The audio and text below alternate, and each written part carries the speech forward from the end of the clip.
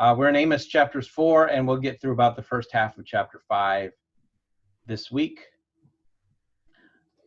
I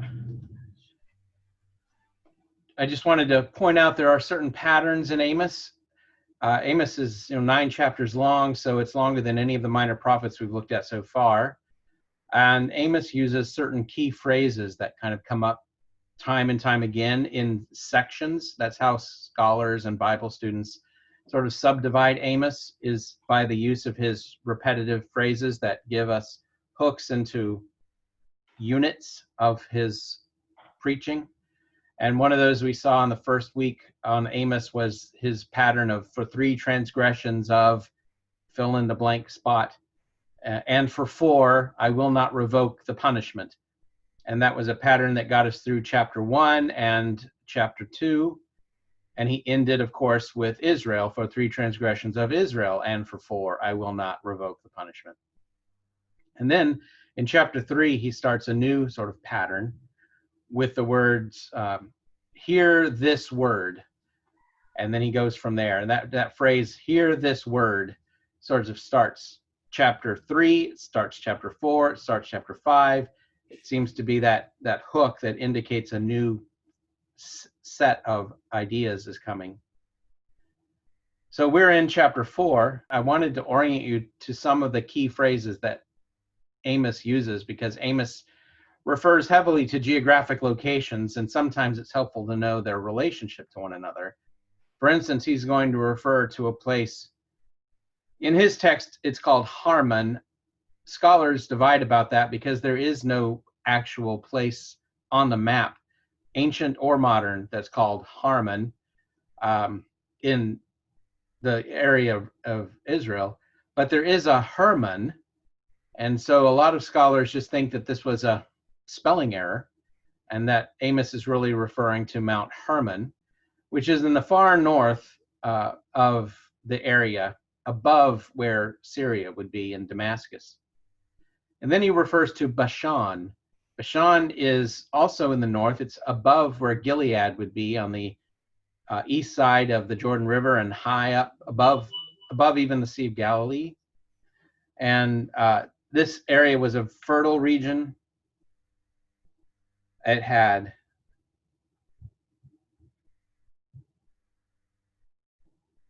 all right, I see that my mom was unable to get totally connected, and she's tried a couple of times, so I guess there are some who are out there trying and can't get connected. I'm really sorry.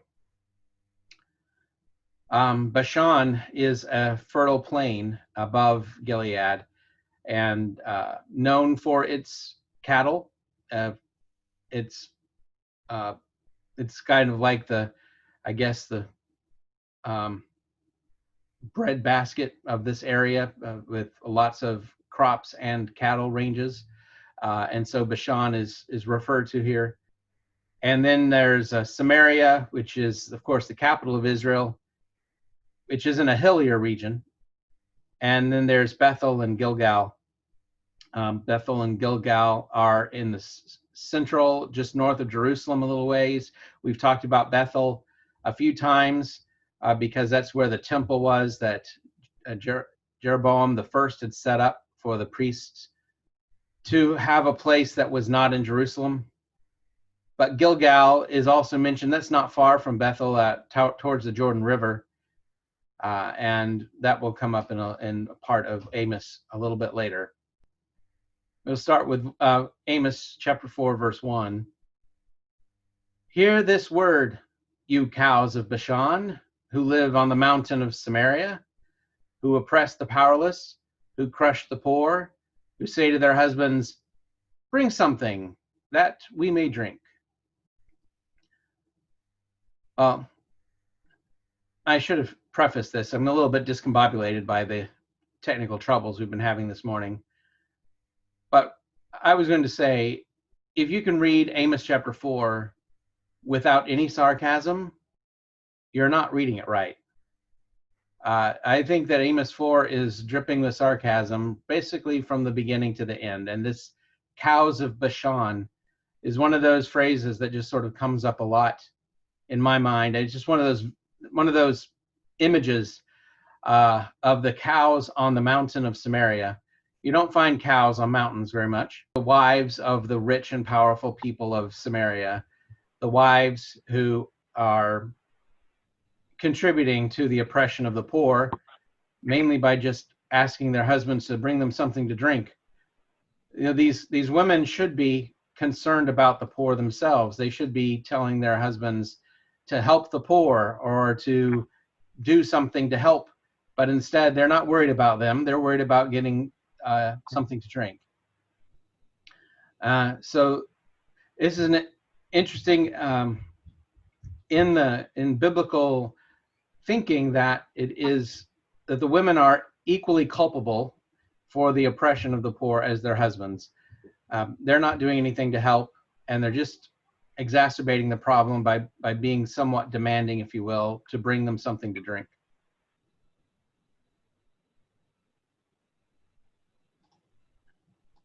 He goes on to talk about these women, and God has said, "My Lord Yahweh has sworn by his holiness, behold, the days are coming upon you when they will take you away with hooks, even the last of you with fishing hooks. And you shall leave through the breaches in the wall, each one in front of her. You will be dragged off towards Harmon, declares Yahweh." Well, there's that Harmon reference that is unintelligible because there is no Harmon, but we think it might be Harmon.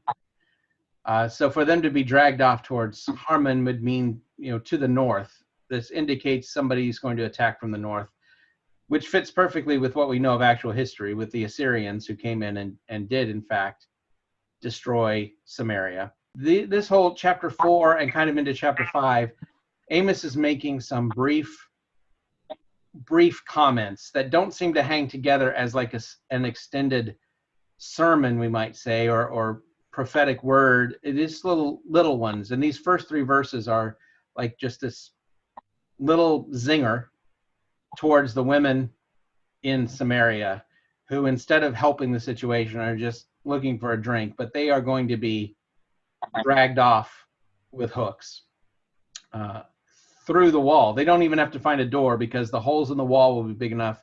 They're just going to be dragged off to the north. Now, the next couple of verses seem to hang together, verses 4 and 5, as another little zinger of Amos. He says, and this is addressed, it seems, to everyone, not just the women that he started with, but he says, "Come to Bethel and transgress, to Gilgal and multiply transgression. Bring your sacrifices in the morning and your tithes on the 3rd day, and bring a thank offering of leavened bread, and proclaim free will offerings and pronounce them. For so you love to do, O people of Israel, is the declaration of my Lord Yahweh." Well, this is a ironic, sarcastic call to worship, as it were. But instead of calling people to worship and sacrifice and those things, he's calling them to sin. Come to Bethel and transgress. Come to sin. Come to Gilgal and sin a lot. It's like the ironic thing. Come to this place of worship, but instead of worshiping, you're just going to come to sin. It's an invitation to sin. Bring your sacrifices in the morning and your tithes on the 3rd day. One commentary suggested that the grammar here, when it says bring your sacrifices in the morning, is like suggesting every morning. Bring your sacrifices every day, every morning, and your tithes every 3rd day. Well, people generally didn't have to go. Your average Jew, Israelite, did not have to go to the temple daily to offer sacrifices. They did that maybe once every year, maybe twice a year. They would go up to the temple to make their sacrifices. And they certainly didn't tithe every 3rd day. There was a special tithe that was collected every 3rd year. But I think that Amos is suggesting that if instead of being invited to the temple to worship, they were being invited to the temple to sin, they would come every day. It's like like we come to church every once a week, and if we were trying to be as sarcastic as Amos, we'd say like, oh, well, come down to Fairmount and sin. We got sin right here. Come down here and sin with us. And then people would show up every day. We couldn't keep the people away. And if they could bring their tithe, instead of it being difficult to get people to tithe, if they could sin because they were tithing, then they would tithe as often as possible, like every third day instead of once a week or however they do. So I think Amos is just being a little bit sarcastic, a lot sarcastic, in this call to worship.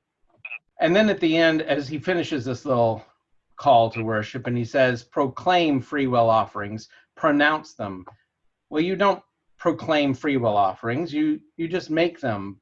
But here he's implying that they're like bragging about their offerings, about how they talk them up. You know, I did give my free will offering to God last week.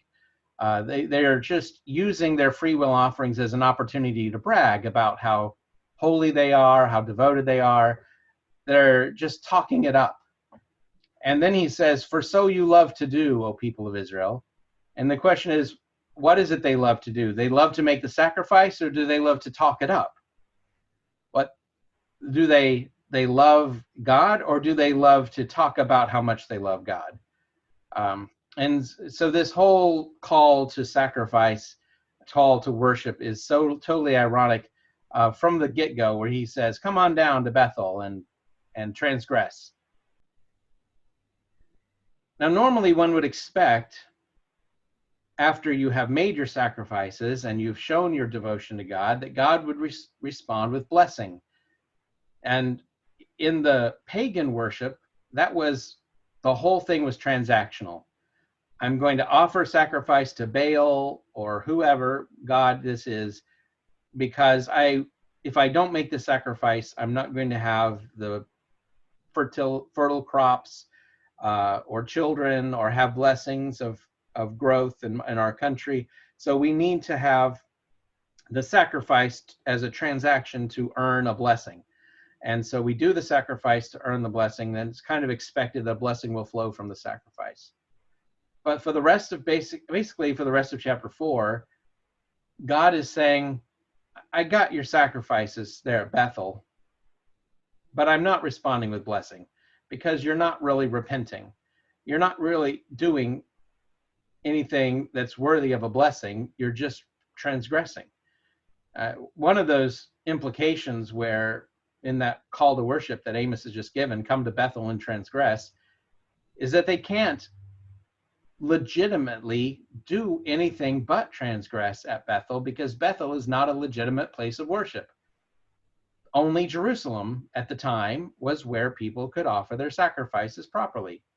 If you weren't offering your sacrifice at Jerusalem, then you weren't really doing it right at all. So again, the whole idea of making these offerings and getting a blessing is ironic, because they're not worshiping properly there to begin with. And so through the rest of chapter 4, God just says, I responded to your inappropriate worship with correction, with disciplining you through various means, famine and war and other things are his response to their sacrifices. In chapter 4, verse 9 is one I wanted to pull out. He says, I struck you with blight and with mildew. Frequently the cutting locusts devoured your gardens and your vineyards and your fig trees and your olive trees, yet you did not return to me, is the declaration of Yahweh. One reason I wanted to pull out Amos 4:9, because it mentions the locusts devouring the gardens and the vineyards and the fig trees and your olive trees, which we saw in Joel. Of course, when we studied Joel, we saw that was a extreme case of locusts, but locusts were not uncommon, and locust problems were not uncommon, and Amos 4:9 is an indication that apparently frequently locusts would be a problem. Not to the degree that they were when Joel was preaching, but frequently enough. And even though God was disciplining his people with these difficult circumstances, they still did not return to him. He may be implying, Amos, a kind of obstinance even greater than what the people had during the time of the judges. In the time of the judges, God would send difficulty unto his people. When they were disobedient, God would discipline them with a foreign power, and they would be oppressed. But then they would return.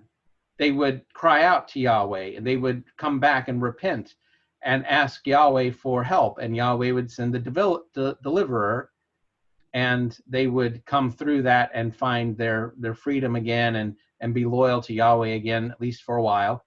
But at least they would repent after they were disciplined.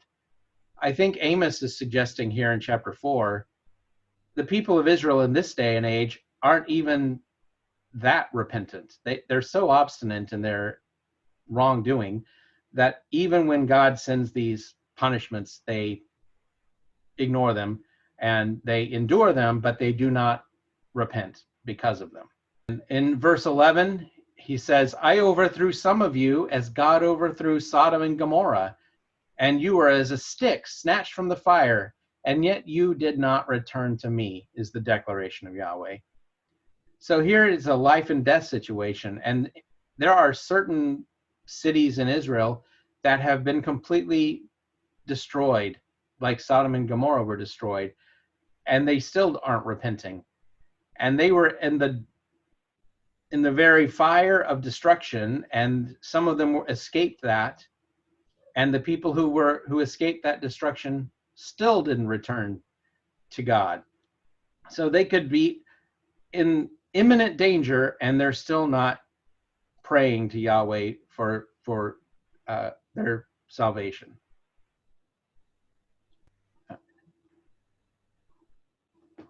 And then so he goes on in verse 12 and 13 in chapter 4.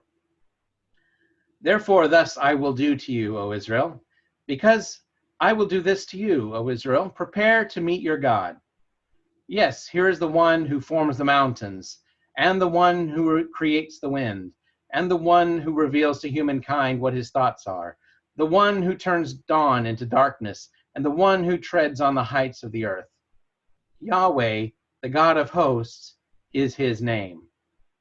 Elohim means gods, plural, in some cases, and it means God, the one God, in other cases. And Elohim is an interesting, fascinating word that I can spend a whole hour on exploring it. But suffice to say here that it is inherently ambiguous, the word by itself, and it depends on context for us to understand whether Elohim means Yahweh, the one God, or the gods of the nations. But I think he's ironically saying, prepare to meet your gods. Let me introduce you to the gods all around you, these gods that you're following. And he says, yes, here's the one who forms the mountains. So there's one God, the one who forms the mountains, and the one who creates the wind. There's another one. And the one who reveals to humankind what his thoughts are. There's one.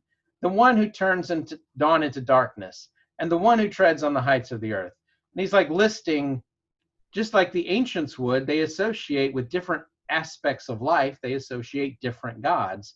The pagans are doing all that. And I think Amos is here kind of listing these things and saying, here, let me introduce you to this one and this one and this one and this one. And then he gets to the end and says, but surprise, guess what?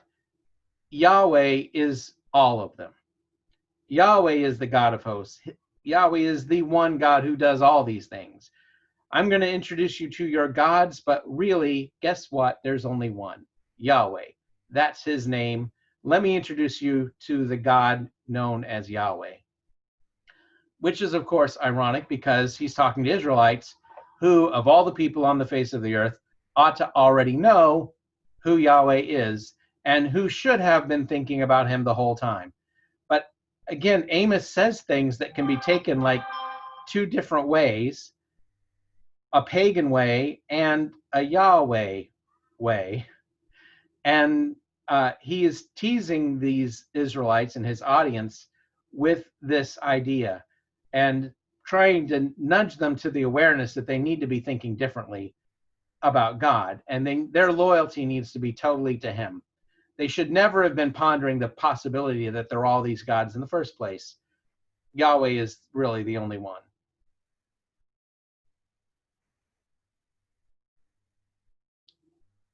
Now, he shifts over again at the beginning of chapter 5, and I'm going to try to get through about half of chapter 5 today by design, and then we will pick up with the last half of chapter 5 next week and then go on into chapter 6. But he opens chapter 5 with this. Hear this word that I'm going to intone over you as a lament, O house of Israel. Virgin Israel has fallen and will not rise again. She is deserted on her land, and there is no one to raise her up. Amos doesn't entirely leave sarcasm entirely behind, but he does shift in tone quite a bit here in chapter 5. And he starts by saying, I'm going to sing a lament. A lament would be a special poem or song that was given for a person's death or a disastrous situation that has come on a community. And here he's saying he's going to sing a lament for the house of Israel. Then he personalizes it with the picture of virgin Israel has fallen and will not rise again. There might be some sarcasm there, or at least irony, since Israel's unfaithfulness with the other gods around her is often couched in pictures of sexual infidelity to Yahweh as her husband. But here he says this virgin, this young woman, Israel, she's fallen. It's like cut down in her prime, and she's not going to get up again. She is deserted on her land. There's no one to raise her up.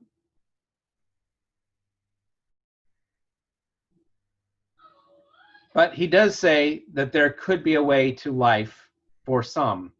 He says in verses 4 and 5, thus says Yahweh to the house of Israel, seek me so that you may live. Do not seek Bethel or go to Gilgal or cross over to Beersheba, for Gilgal will certainly go into exile and Bethel will come to disaster. We've already talked about Bethel and Gilgal and why they shouldn't seek those things. Bethel is a pale imitation and a bad imitation of the true worship in Jerusalem. And Gilgal is historically important, but they're not going to find salvation there either. And even Beersheba was the place of 7 wells, or the wells that Jacob had dug. And so Beersheba has overtones of hearkening back to the patriarchs in the days of Jacob. But he says, don't even go there. The patriarchal, what am I trying to say here? These historically important places are not going to save you. Looking back to your past isn't going to get you there. And Bethel isn't going to get you there because it's not a true place of worship. He says, seek me so that you may live, not these other things. God alone is going to be the salvation that you need.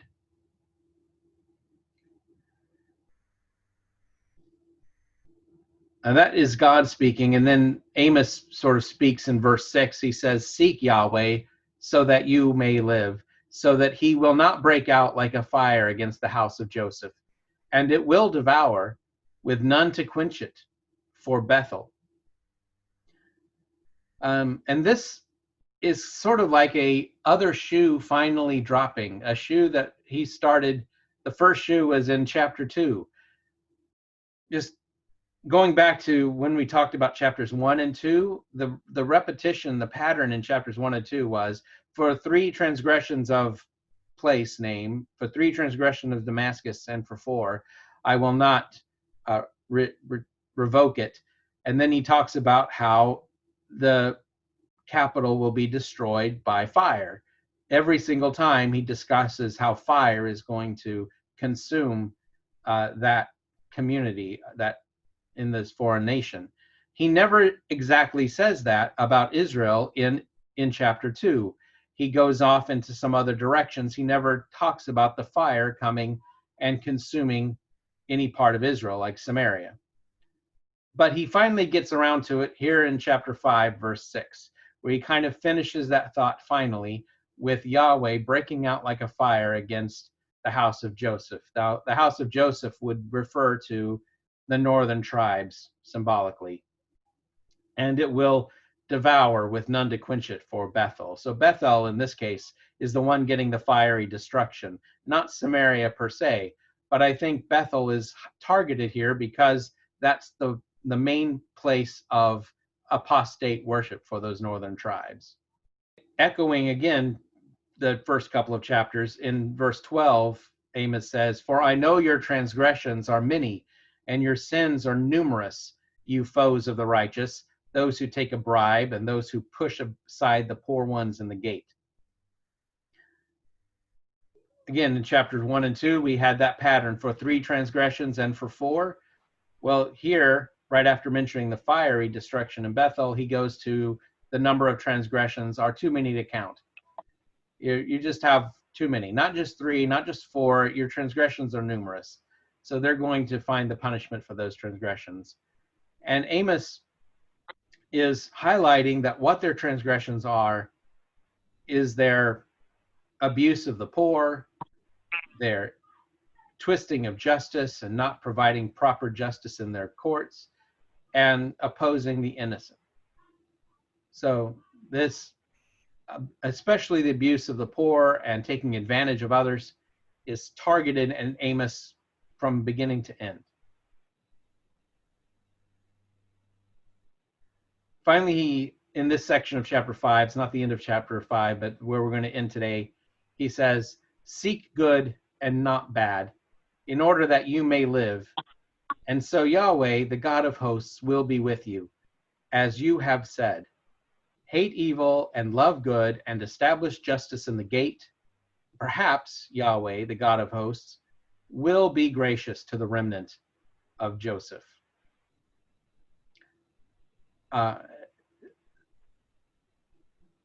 So he says there in the middle, that Yahweh your God will be with you as you have said. Israel has always claimed that Yahweh is with them, that they're with Yahweh, that they're faithful to Yahweh. It's always their claim. Whether their actions back it up or not is entirely another question, which Amos is addressing that question. But their claim has always been, we are Yahweh's people. He is with us.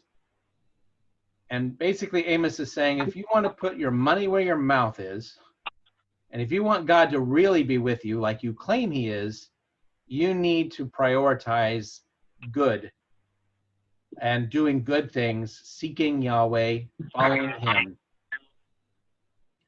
and not the bad things that you've already been doing. You need to hate evil, love good, and establish justice in the gate.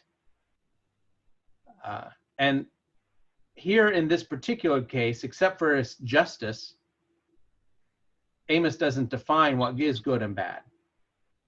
You need to hate evil and love good. And he doesn't exactly lay out what is good and what is evil.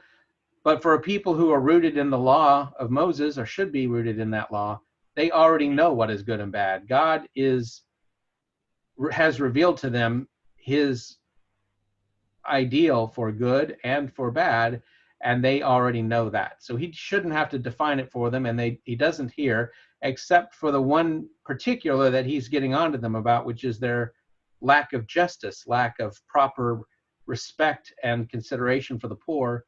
And so he does throw that in: hate evil, love good, and establish justice at the gate. And then perhaps Yahweh, the God of hosts, will be gracious to the remnant of Joseph.